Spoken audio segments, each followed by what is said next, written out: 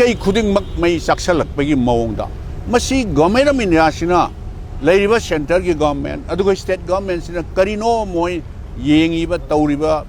Pivumsi, Karai the no Aquasia, Hibum Kangda Wiki Pium of the Lava Manipursi. Nahan Manipur that Maruina, Tronglao with the Tokiba Laba, Tiba, Taudoksigi, Matunda, Akoi, Honorable Chief Minister Gi, Banglo, the all political party Gi, meeting Toria Koju invite Tarokna, Koju, Dum, suggestion, Tawayaba, Haibayaba, Tawayaba, Manipur Gi, Lariba, Zik Lariba situations data. Akoi suggestion Kara, Taujara Me Adubu, Chataraiba, Manipur Gi train, Tauriba, CRPF na, direct. Etta kapaga mi anihum sibak adu thodok city mayam nasu hena tabira mani press ki sinau singnasu baro matung pung amagi daida nongalam daida haiba tare thokpa thodok ni adu orgadi CRPM na kapi ba nongmai sina pung baro matung da haiba tare adu di huge gap pung tara hena lei hre gap se masidai da karigino state forcing se either it may be Bishnupur district gi wero or even in Pan East West Hawan the give over Laga Punkayama Pungama Sangada Natieva State Force rest of Shalaga Maduda Moina Ratisar Stobani Kange Water Cannon Sinamani Kange Tiage Shell Sinamani Kange Tauraga Innocent Life me Ahumamashu share PM Captain Hatri Bese Mashisu Lina Dum Kalambaya Bani Adu karigino aduga CRPF na moi karigumba upai leitadna kapa khopa tawta so ahan bada moi ju sumsoi soidana crowd dispersed onana bi upai di lerumgani ba moi du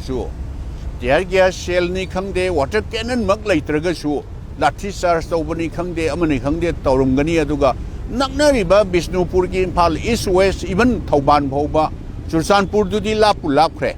adudai da pau pidana even Kapagasu, Karigino, blank pair, Hana Todaba, Karigino, Adu Kapasuma Kong the Kaida Kaptana, direct Kapasidi, Masidi, State Sigi, law and order she. Kanana, control Torino, Kramai Torino, DGP Kari security advisor Kari, Hibernacing Mashipuna Maxe. A Koigiti, opposition ni Hydra Koi Rajanti, Kudong Saban, Launanaba, Aduga politicalized Onanaba. Political benefit Pangana begin that day, Sidaleva governor say, Akoidi Rashtrapati gi Bharat ki President gi behalf that Labanina. President Unaba, Prime Minister Unaba, Home Minister Unaba, Natragaso Akoigi, Sidaida, Governor Unarga, Manipur gi Ladiba situation day by day, some social labor Mayam Puna Maxing say, Karino Akoi Manipur Sibu, Indiagi Sharuk Aman Natrabra, Akoigi Manipur say. Tauriba, Sidel Ladiba Pibum say, a top state Amada Taubatara, Sumai Taudra, Taugadra, Hibisha, Sumta Tajadi, Bakoi, Mashi, Bharat ki President, Bharat ki Prime Minister, or the Home Minister, Akoi state Sidel Ladiba Pibum say, Mashi Karamamatamda, Yaribamaka Tuna, Norman Shi, Laknanaba, Hydra Koi, Memorandum, Pibani, Hydra Koi Sumaina, Tamjiki. Governor ki site ki the Honorable Governor ki site ki di ma thuna Home Ministry da Government of India da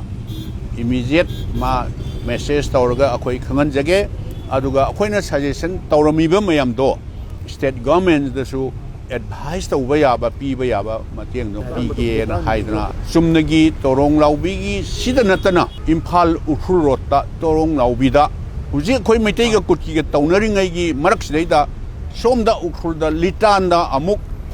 naga ga kuki ga amuk toriba Manipur se pik khaba state se da maikai khuding mak mai saksalak pagi maung da masi government minasina Lariba center ki government adugo state government sina karino moi yengi ba tauriba phibam si karai da no akhoi se haibam khangda gi phibam am da laeba Manipur se aduna masi Pikraba state Sideda, Tauriba Monsi, Maikai Kuding Makloinaba, Nagaga Kukiga, Sidatorong Laubiga, Tauriba Mayampuna Maxing say, Akoidi, Government of Indiagi, seriousness, commitment, Aduga state government gisu, Akoi Topum Pokpa, duty say Mashi control Tonanaba say, you Udaba, Aduna Noma Nomagi, Pazasing si, Awaba, हेंजलप तौरीब मैम पुनमुक्सीद अखोई honourable governor उनरगा मसी appropriate action लौखट बियू हाइदना थमजरुबनी अब अदुगा ngarang अखोइगी थिनुंगैदा थोकिबा थोदोकसे ngasi होम मिनिस्टर ना प्रेस मीट तौबा मतमदा मिसकम्युनिकेशन थोकपदगी हौरगा अखोइगी सिक्योरिटी फोर्सेस सिंगदो पब्लिक का ज्ञान ताना होदबदगी थोकिबनीना अदुमाइना हाइबा मले अदुगा ममांगदा सुसिगुम मिसकम्युनिकेशन थोकिबदगी लेबा इरांग थोकिदना मैम अमा लेग्रे हाइतारे सिदा सुम लेगाक्सना मिसकम्युनिकेशन ने हाइना लेरगा responsibility mai ro lo do bai type tama tawrije madudi state government da adu makhata badudi state government da this is their responsibility aduga law and order haibase state government gi संविधान पीबा मोई right knee Moina मसी properly handle तौगदबनी miscommunication है Phagi ओइबा याबा pot नतिएबा thank you